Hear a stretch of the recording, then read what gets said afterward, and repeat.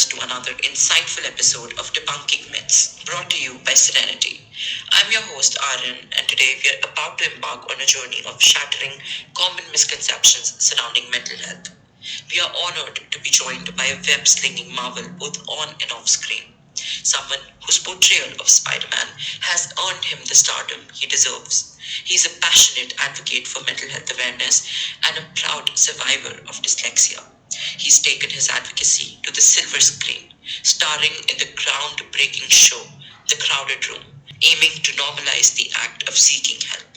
Join me in extending a warm welcome to the one and only global sensation, Tom Holland. Why do you feel talking about mental health through shows like The Crowded Room is important? I just think it's important to talk about because it's a big topic right now. It's something that a lot of young people are struggling with, especially with the pressures of social media and living up to unrealistic standards. And I think that a show that celebrates the idea of asking for help, making that first step, is something that we would like people to feel empowered by doing. And I think this show represents that in a really good way. So for me, it felt very important. It felt like the right time to tell this sort of story.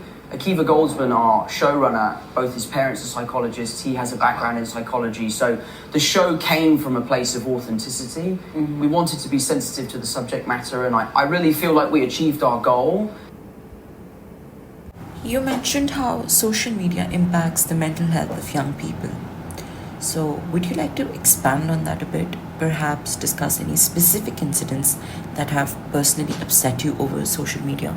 I was in New York, I was shooting The Crowded Room, and I was having a really hard time with the job just because of how taxing it was, the emotional capacity that I was having to get to every day. And I decided to delete my Instagram because I just felt like I was so addicted to this kind of false version of my life that it was just taking over.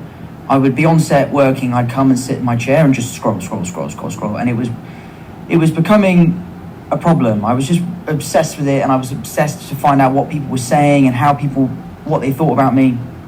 So I decided to make an announcement, which unfortunately we have to do, and say that I'm taking a break from social media. And I try to position myself and say, like, I'm taking a break from social media because I feel like my mental health will benefit from it. And the thing that really upset me is the press ran with that, and they tried to make out that I was having this mental breakdown. And what upset me was, if I was having a mental breakdown, that's not for you to report on. They took the story in the wrong direction, and they painted again this negative light on mental health, rather than saying, oh, he's doing it, it's okay that he's doing it, so we should all feel okay to do it too. They were saying, oh look, he's not the perfect happy-go-lucky kid you think he is, he's having a nervous breakdown in New York. And I think that was a really unfair line of journalism, let's say, because I just think it again kind of painted people looking for help in the wrong light. Could you please elaborate a bit about the message of your show? The message of the show is about, like, the message of our show is that asking for help should be something that we celebrate. If you're struggling, if you need help, if you feel bad and you wake up and you go to a friend, a therapist, a teacher, an employee or a colleague and say, I'm really struggling, I need some help, that should be something that we give you a pat on the back, like, I would love to help you. I'm delighted that you asked me. And that, for me, that announcement was kind of my olive branch, and the press ran with it how they ran with it. But to be fair, it kind of gave me a great drive to finish The Crowded Room in the way that we did. To, like, if you're not going to listen to my personal message, then you have to listen to the message of my show. So it kind of went hand in hand. So, my friends and I, we run Serenity, where our users have access to a lot of educational content like articles, music playlists, survivor communities, professionals, and everything that they need to know more about mental health. So, our listeners are a bit curious about, like, what is that one thing in your life, whether it's a movie or a song, that you go to when you feel low? That's an interesting question. I don't really think I can say that there's one thing that has saved me, but there are songs that just make me feel good. They make me feel happy. You know, they sort of part the clouds on a dark day. But I think the reason that we wanted to put that link at the end of each episode is because this show is about coming to terms with asking for help and facing your fears and being brave and acknowledging that, like, you can't do everything alone. Sometimes you need to, seek help from people. So I really hope that this show can serve as somewhat of an education to people about trauma, about mental health, about how, our mind is incredibly powerful and can sometimes do great things and can sometimes do terrible things.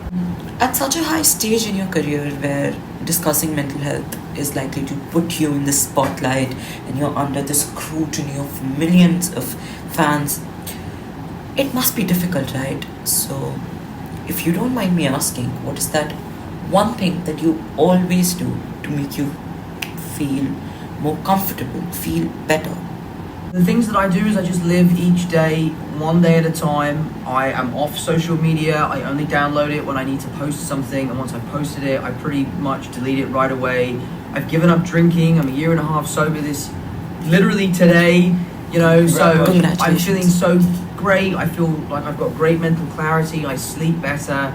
I feel motivated every day that I wake up. I feel really proud of myself when I come home from a dinner and I haven't had a drink. So I feel really good. I feel really happy and safe.